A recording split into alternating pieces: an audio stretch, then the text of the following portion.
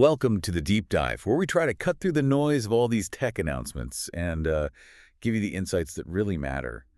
And wow, this week felt particularly intense with AI news, didn't it? Just relentless speed and scale. Oh, absolutely. It wasn't just little tweaks here and there. We're talking major infrastructure commitments. These feel like, generational bets from the big players. Generational bets, I like that. Yeah, it's more than just new features. It's really a strategic redo for many of them. We're Yeah. seeing big shifts in how they plan to make money, huge leaps in performance globally, and fundamentally, a fight over who controls the hardware needed to run it all. Okay, so the battleground is shifting, not just models, but the metal. Exactly.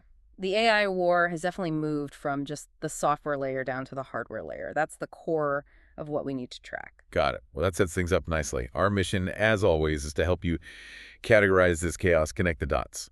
Okay, let's unpack this. I guess we have to start with OpenAI, right? Their plans just seem massive, pushing for scale and, maybe more importantly, cash flow. Right. And their first big move, the one users will see, is ChatGPT Pulse.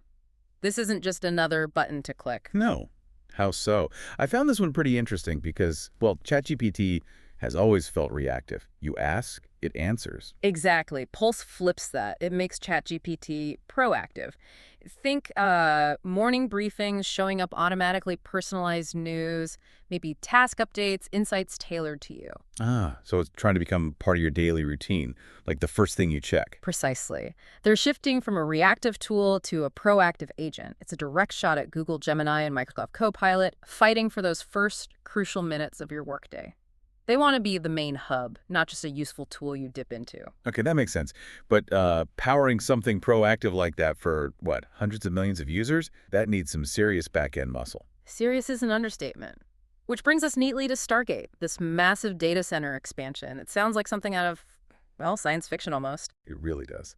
Partnering with Oracle and SoftBank to build 5 new Stargate data centers. Yeah. What exactly does hyperscale mean in this context? Is it just bigger? It's bigger, yes, but also much more specialized. Think beyond standard cloud server farms. These are designed specifically for the insane power and cooling demands of training and running these cutting-edge AI models.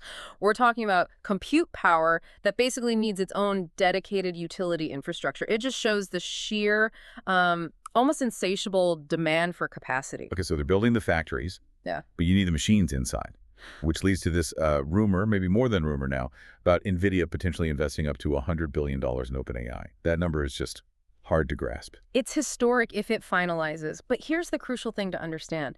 It's not really just about the money. Cash isn't the bottleneck in AI right now. Right, it's the chips, the GPUs. Exactly. The GPUs are the bottleneck. This deal, if it happens, would likely guarantee OpenAI priority access to NVIDIA's latest and greatest chips.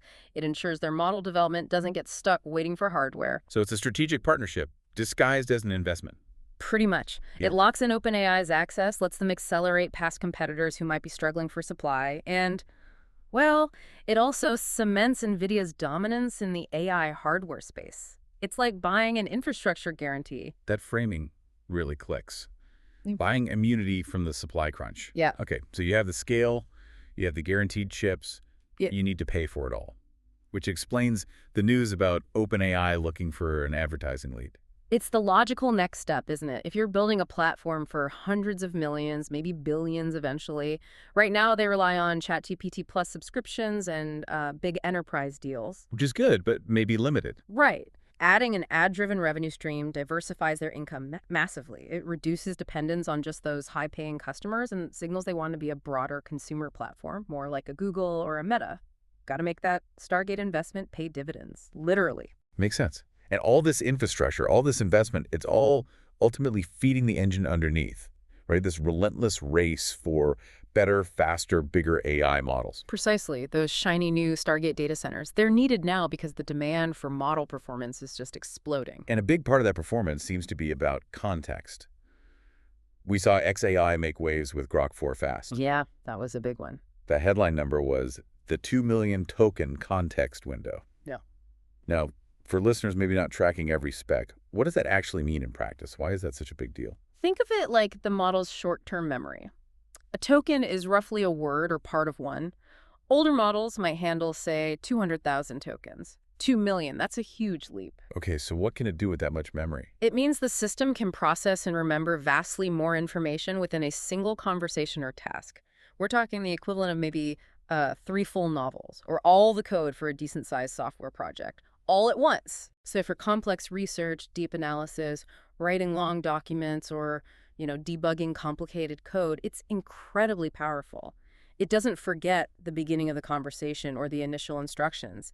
It keeps XAI right there at the cutting edge. And it's not just a Silicon Valley race anymore, is it? We saw Alibaba launch Qwen 3 Max, claiming it's right up there with models from OpenAI and Google. That's a really important point. The competition is absolutely global now. Qwen 3 Max isn't just trying to catch up.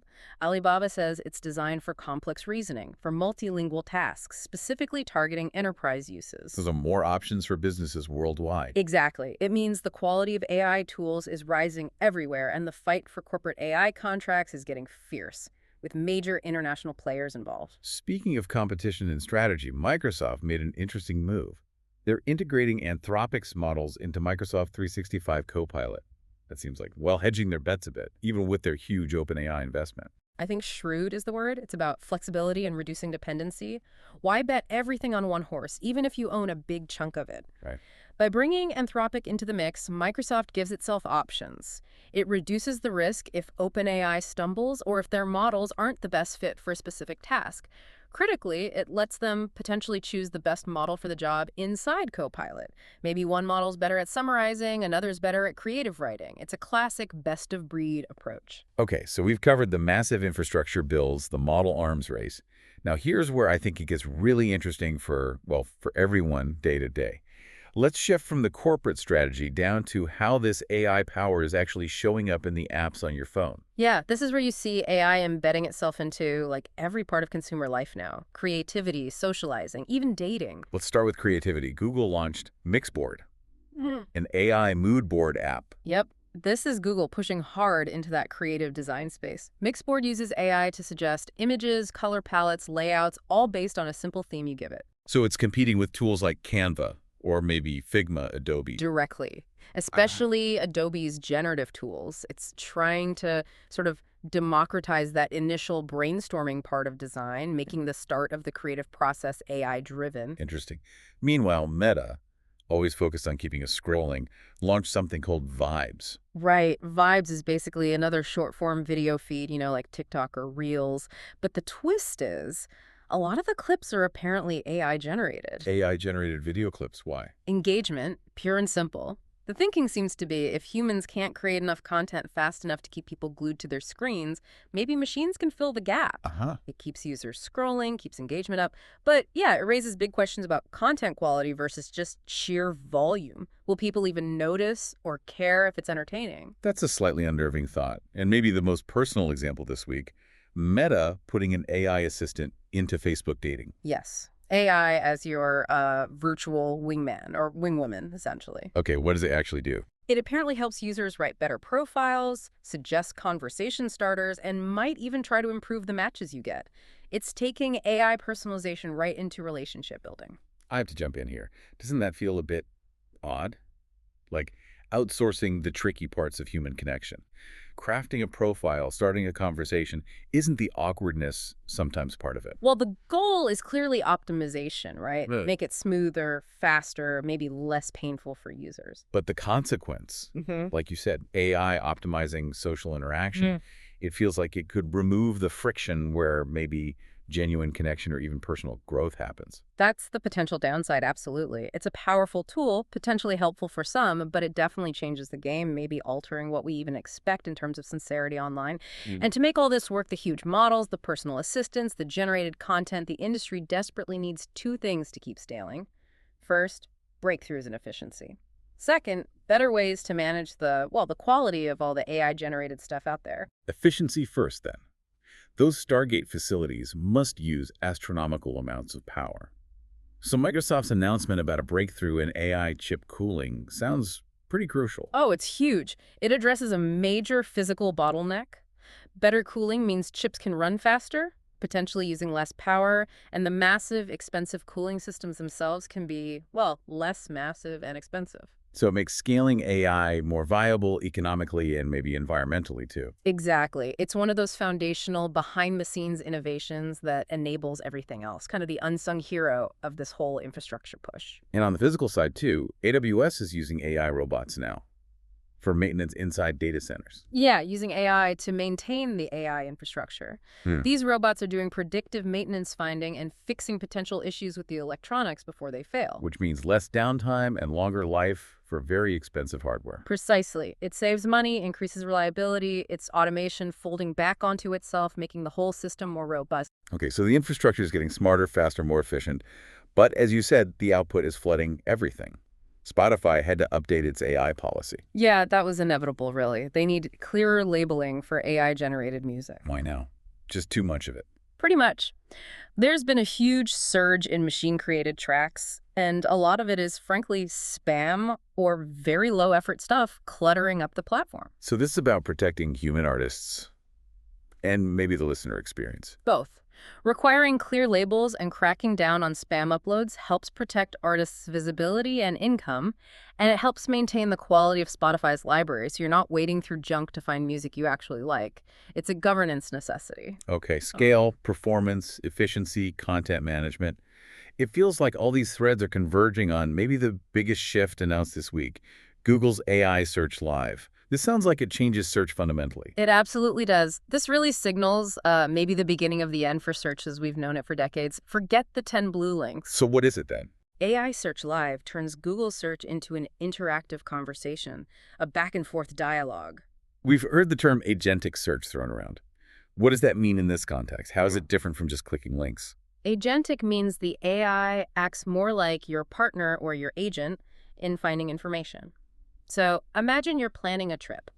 Instead of typing best beaches Italy and getting a list of blogs and travel sites, Yeah. the AI might respond, okay, I see you've recently looked at sustainable travel options and ancient history. Are you interested in the rugged coasts near historical ruins in Puglia, or should we focus on sandy beaches with easier access? So it uses context and asks clarifying questions. Exactly. You have a dialogue, you refine what you're looking for, and then the AI gives you a synthesized answer, often pulling information from multiple sources without you necessarily needing to click away. It's a profound change in how we access information. Hashtag outro. Wow. Okay, that was a lot to cover. Yeah. An incredibly packed period for AI developments. So stepping back, what are the main things you think our listeners trying to track this space should really take away from all this? I think there are two really big, inescapable takeaways right now. First, the main battlefield isn't just about who has the smartest model anymore. It's shifted. It's now fundamentally about who controls the scarce resources. The hardware, the GPUs, the energy, the cooling tech, the priority access needed to run these things at hyperscale. That's the choke point. Control the infrastructure, control the future of AI. Pretty much. And second, AI has finished its migration. It's not optional anymore. It's not an add-on feature. It is now deeply embedded in basically every consumer experience, designing things, writing messages, scrolling feeds, even finding relationships. It's just part of the fabric now. Part of the fabric, yeah. It feels like a genuine reboot across the board, scale, strategy, application. It's been fascinating to unpack. Well, thank you for taking this deep dive with us today. And as you go about your day, maybe the next time you use a search engine, here's a final thought to chew on. If Google Search is becoming this conversational partner, actively guiding your questions, what does that really mean? What are the ethical lines when a search engine moves from just giving results to actively influencing how you even ask the question, how you discover information? What happens to the old page of links when the answer is just dialogue? Something to think about. We'll leave you with that.